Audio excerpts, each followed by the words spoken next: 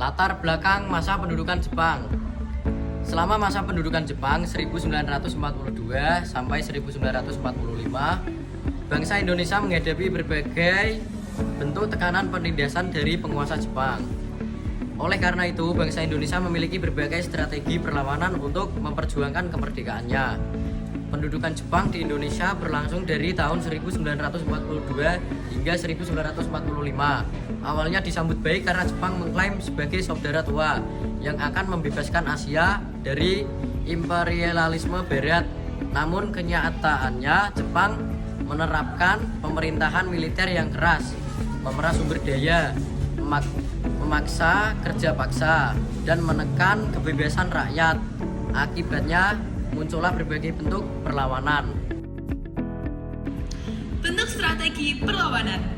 Yang pertama yaitu perlawanan terbuka, fisik atau militer.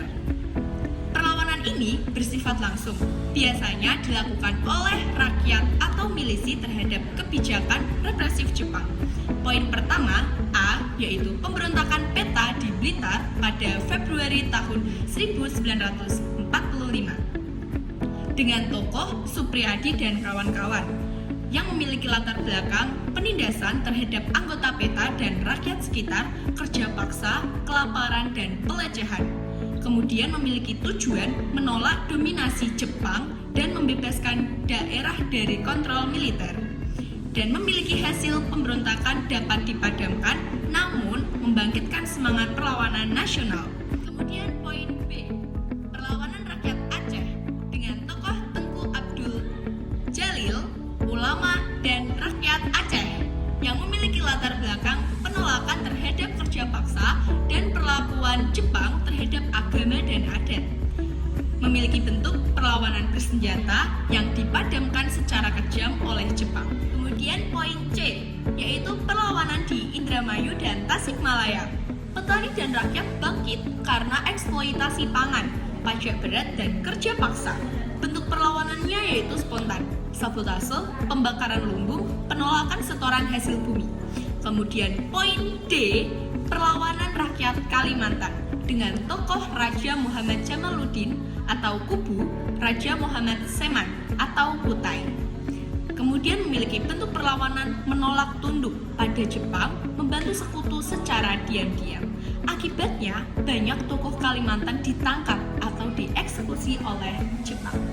Yang kedua yaitu perlawanan tertutup non-fisik atau politik. Bentuk perlawanan ini bersifat strategis dan dilakukan melalui organisasi atau infiltrasi sistem Jepang. Poin A yaitu infiltrasi organisasi Jepang. Organisasi seperti Putra atau Pusat Tenaga Rakyat dipimpin oleh tokoh nasionalis seperti I.E. Soekarno, Muhatta, G.J. Dewantara, dan K.H. Mas Mansur. Jawa Kohokokai yaitu organisasi pengganti Putra saat dianggap terlalu pro-rakyat. Tujuannya yaitu menyusup untuk membangkitkan semangat nasionalisme dan mempersiapkan kemerdekaan secara tersembunyi. Dan poin B yaitu pembentukan PETA dan Heiho. PETA atau pembela tanah air yaitu tentara lokal yang dilatih oleh Jepang. Walau dibentuk oleh Jepang, PETA justru menjadi tempat latihan militer bagi rakyat Indonesia. Banyak anggotanya kelak menjadi pemimpin TNI. Dan Heiho yaitu tentara pembantu Jepang, namun dengan kedudukannya lebih rendah, banyak digunakan di garis depan tanpa perlindungan. Dan poin C yaitu perjuangan melalui BPUPKI dan PPKI. BPUPKI pada tahun 1945 yaitu badan bentukan Jepang, namun dimanfaatkan untuk menyusun dasar negara dan merencana kemerdekaan. Selanjutnya yaitu PPKI pada bulan Agustus 1945 yaitu digunakan oleh Soekarno dan Hatta untuk segera memproklamasikan kemerdekaan setelah Jepang menyerah. Dan poin D yaitu pendidikan dan penyebaran ideologi nasionalis.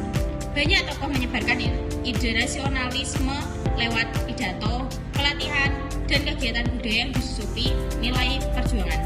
Sekolah-sekolah dijadikan tempat pendidikan diam-diam mengenai sejarah perjuangan dan cita-cita kemerdekaan.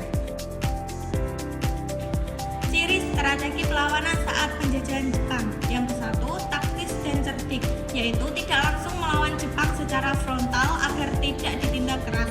Yang kedua, memanfaatkan kelemahan Jepang, yaitu Jepang kekurangan tenaga dan waktu. Jadi beberapa tokoh Indonesia diberi peran penting yang digunakan untuk perjuangan. Yang ketiga, berbasis rakyat dan tokoh nasionalis, yaitu perlawanan berasal dari berbagai lapisan masyarakat, bukan hanya tokoh elit. Kesimpulannya, strategi perlawanan Indonesia selama pendudukan Jepang adalah kombinasi antara perlawanan militer secara langsung dan perjuangan diplomatik politik yang lebih strategis.